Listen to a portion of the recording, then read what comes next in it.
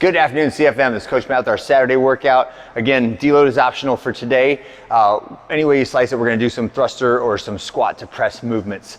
Let's start with 3 minutes of your choice warm-up pace cardio, and then I want everyone to get 20 burpees, just because burpees, right? And then we'll go into our specific warm-up for whatever we're doing today. If you're doing barbell work, I want you to grab a barbell. If you're doing medicine ball work, I want you to get your medicine ball. We're gonna do some front rack stretches and hip stretches. Combine those for a few minutes. Practice the movements that we're gonna be doing. So a thruster is the movement in Kalsu, and wall ball is the movement in Karen. So this is not a double benchmark day. This is pick your benchmark day, unless you have a death wish. All right, I would not do both of these at the same time. However, I'm sure someone could do it, right? Karen is the relatively shorter one and lighter one, but higher reps, where Kalsu is a relatively heavier and longer one with the thruster versus the wall ball, right? Anyway you slice it, I want you practicing those movements, warming up to the workout weights and the workout range of motion on both of them as you go, all right? So I'm gonna give you the formats for each one. They are both a task priority workout, which means they are for time and they have a finish line associated with them. For Karen, it's 150 reps of the wall ball. So wall ball, I've got my J-hook turn around. The RX weight is 20 pounds. RX height for guys is 10 feet. For ladies, it is 14 pounds in the 9-foot line, all right? And when we do our wall ball, we wanna squat to get our hips below parallel, and then in one motion, stand, and catch, all right? Ideally, my feet stay planted the whole time, and when I'm putting large numbers of reps together, I want to keep my elbows and my knees soft as that ball comes down, so it pushes me naturally down into the bottom of the next squat, okay? Karen, I know it can be done in 4 minutes, even less than 4 minutes at the very elite level.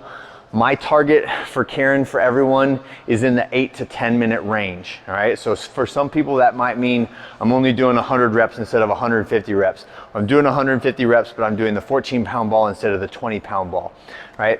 Look at your times in the past if you have something to go off of, and try to beat something that is relevant to what you've done in the past. So maybe it is, last time I did it with the 20-pound ball, I took 10 minutes.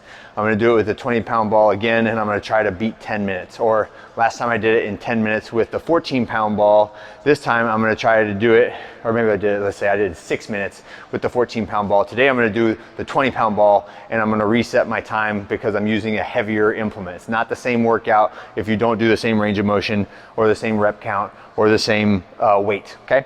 The alternate, or the other benchmark you could pick from, is Kalsu. So Kalsu is a combination of burpees and thrusters. The thruster weight for Kalsu is a high bar, right? It's a 135 and 95. And the rep count is 100 reps of a thruster, right? So Kalsu is a 3-2-1-go workout with a time, or with a every minute on the minute 5 burpee rep count. So what we do on Kalsu is 3-2-1-go. You start with 5 burpees. So 1, 2, 3, 4, 5. With the time remaining, you're gonna pick up the bar and get as many clusters or thrusters as you can get. So squat and then hip extension followed by the push press, right? Squat and press, set the bar down, every minute on the minute, do 5 more burpees. So Kalsu is one of those ones, it is probably one of the more challenging benchmarks that we do. So I recommend you, if you haven't done it before, pick a weight that is achievable for you. I have seen many people say, I'm gonna do this RX, and then they get to about 75 reps and they feel the walls closing in on them, or the tunnel is getting longer in front of them, and they're like, I need to go down in weight. I would very much like for people not to build an escape hatch into this workout, right? So the way that they do that is like, if I'm a guy, I'll get the 95-pound bar, and then I'll put 10s on top of it. And then, you know, if it gets tough, I'll start peeling 10s off the bar. And I feel like that's kind of a mental out that we give ourselves. It's like, you know, if things are really tough, I have a way to make it easier. And I would rather you pick something that is slightly less challenging from the beginning and say, I'm just gonna finish it. Or if you say you're gonna start, if you start with 135, unless there's a medical reason why you shouldn't be doing it, then stick with 135 and do it, all right? So kind of philosophy of burn the boats. You know, don't leave yourself an out. If you do, but when it starts to get tough, your mind starts playing tricks on you, right? And it's like, you know what, who's gonna care? You should probably just take those 10s off. You're gonna be here for another 20 minutes if you don't, and your mind starts creating all these excuses as to why you should make it easier, make it easier, make it easier. And then what becomes your habit is like, when things get tough, what do? I look for the easy way out, right?